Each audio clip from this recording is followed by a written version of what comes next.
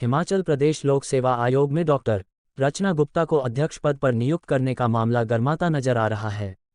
Congress party रचना गुप्ता की नियुक्ति पर सरकार को आड़े हाथों लिया है। हालांकि हिमाचल लोक सेवा आयोग के चेयरमैन डॉक्टर रचना गुप्ता व 3 सदस्यों की शपथ फिलहाल टल गई है। चेयरमैन व 3 सदस्यों की नियुक्ति को लेकर अधिसूचना जारी हो चुकी है।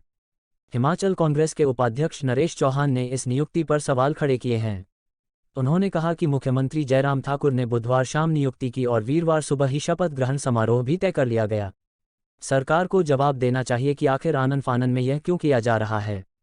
पंजाब दस्तक के लिए सुरेंद्र राणा की रिपोर्ट। देखिए, कांग्रेस पार्टी आरोप नहीं लगा रही है। कांग्रेस पार्टी हिमाचल प्रदेश की जनता की तरफ से ये सरकार से जानना चाहती है, माननीय मुख्यमंत्री जी से, कि Himachal Pradesh public service commission में जिस प्रकार से कल 6 बजे शाम को जो है नोटिफिकेशन हुआ, जिसमें एक चेयरमैन को डॉक्टर रचना गुप्ता जी को चेयरमैन के तौर पे और 3 मेंबर्स की जो है नोटिफिकेशन हुई थी, और सुबह 8 बजे आज माननीय गवर्नर साहब के पास गवर्नर हाउस में जो है उनका ओथ होना था। पहला सवाल तो ये है कि ऐसी कौन सी ये मजबूरी थी कि ये रात जो ऑफिशियल आवर्स हैं 10 से 5 सरकारी तंत्र के, आप उसको अडॉप्ट नहीं कर रहे हैं। ये बड़ा सवाल था कि ऐसा क्यों हो रहा है, जल्दबाजी में ये क्यों किया जा रहा है। दूसरा सवाल था कि रातों रात किस तरह से ये जो है ये अपॉइंटमेंट्स रुक गई, जो ये ओथ सेरेमनी थी ये क्यों रातों रात 1 बजे जो है कैंसिल कर दी गई।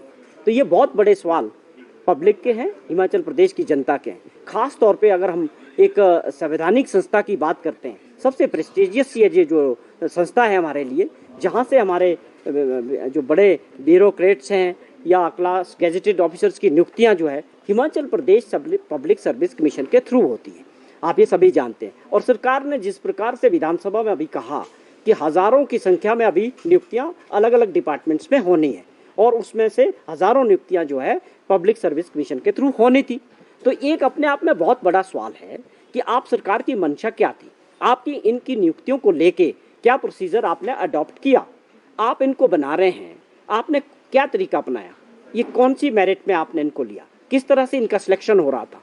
केवल इस तरह से कि मुख्यमंत्री ने सोच लिया कि ये लोग वहाँ होंगे, आप इसको क्या समझाना चाह रहे हैं, क्या आपकी मंशा थी। क्या आप उन नियुक्तियों को लेके जिस प्रकार से पहले भी हिमाचल प्रदेश में नियुक्तियां हुई है वो एक पूरे पब्लिक डोमेन में जो उसमें एक धांधलियां हुई है, तो हम चाहते हैं कि इस संस्था को बचाने का ये सही समय है, आप नियुक्तियां करिए, जो इसका प्रोसीजर है उसको अडॉप्ट कीजिए, और उसके आधार पे मेरिट के आधार पे इस संस्थान को बचाने का जिम्मेवारी हिमाचल प्रदेश की जनता की भी है, कांग्रेस की भी है और सरकार की भी है। और ये रातों रात ये जो खारिज हुई है, ये रुक गई है, इसके पीछे क्या कारण है, ये हिमाचल प्रदेश की जनता को मुख्यमंत्री को बताना चाहिए कि कहाँ से रुकी, ये क्यों हो रही थी और क्यों रुकी। ये बहुत बड़ा प्रश्न है कांग्रेस पार्टी का भी और हिमाचल प्रदेश की जनता का भी, ये अपने आप में बताने की आवश्यकता है।